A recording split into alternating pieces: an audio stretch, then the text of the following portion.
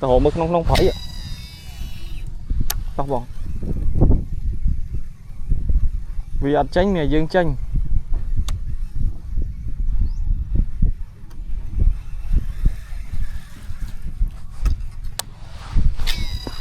này dầu muối xanh chạch máu ấy.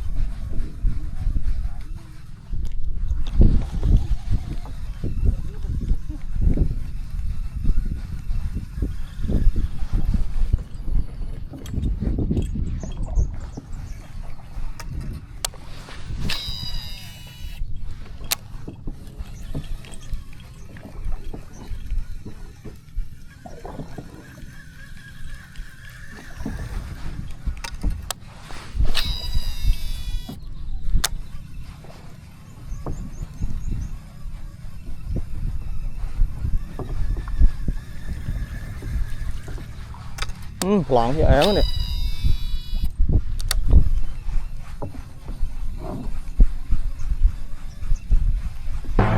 Cái làm như loạn không hả?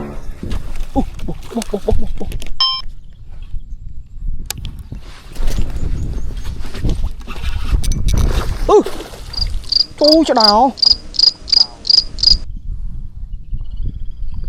Trời mà.